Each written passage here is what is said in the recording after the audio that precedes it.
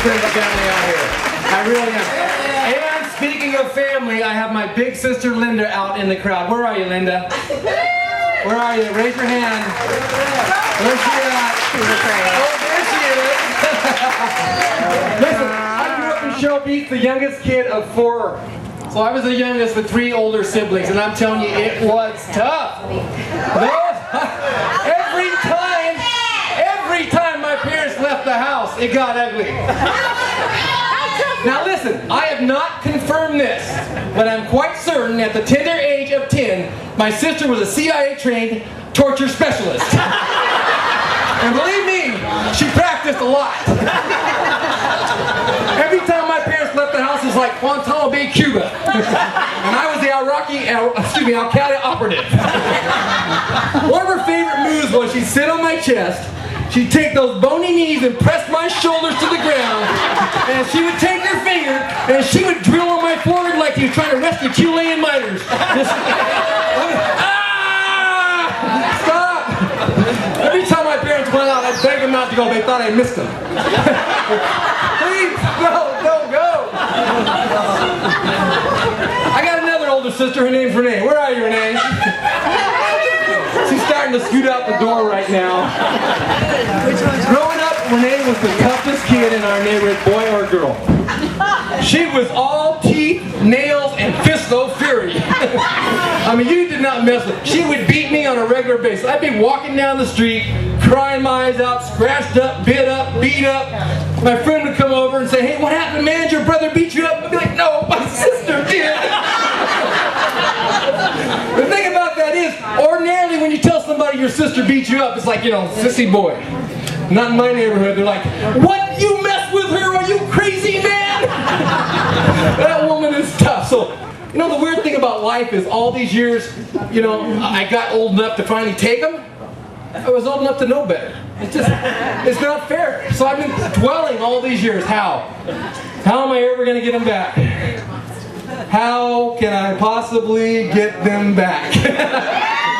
Well, consider us even.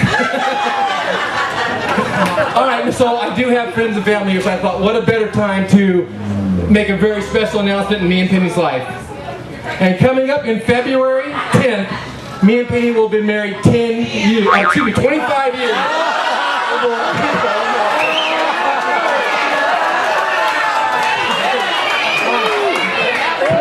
seems like 10.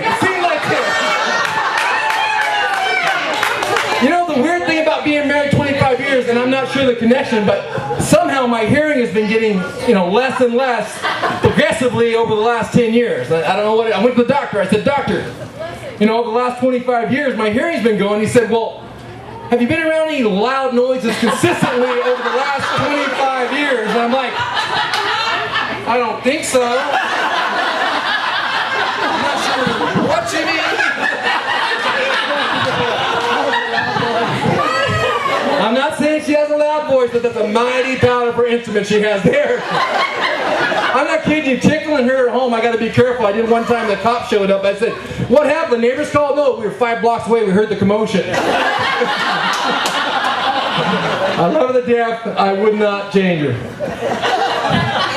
So here we are in Pismo Beach, California, the clam capital of the world. Is that something? Hang your hat on. The best in the world or something's great, right? I mean, they got the clam festival.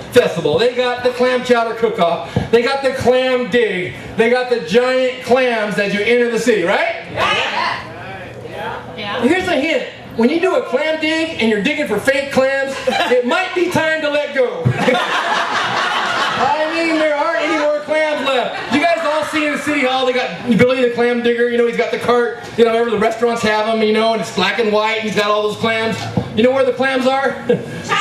Same place as him, long gone. It's an old picture. So many of you know I'm in the fire service, so I'm working out at the gym because you all know I work out, right? You all know I work out, right?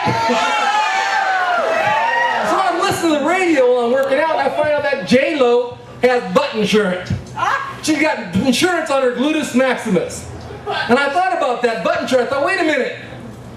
that could be a big investment for me. So I checked into it. I said, you know, what's up with this butt insurance? I called them, they said, well, how do I get this? And they said, well, it's simple. Just take a picture of your butt and you send it in. I said, I can do that. I sent it in, and some people, I tell you, they're rude. They just have no class whatsoever. They call me up, they say, we got good news and bad news. What's the good news? I go, yeah, you can get butt insurance. I said, great. What's the bad news? Your butt falls under the group policy. Group policy. Group thing in a minute. Some people have no whatsoever. Speaking of big butts, you know, it's a power base. If the wind starts blowing, you'll be hanging on to me, I guarantee you. You know, my dad's here now. I don't know where he is, but I know he's here. He's right there. My dad is one of the proudest men he should be. He's a war veteran, Purple Heart winner. He's got a lot of pride.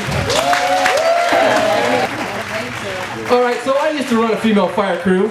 First youth authority fire crew in the nation, 18 to 24 young ladies.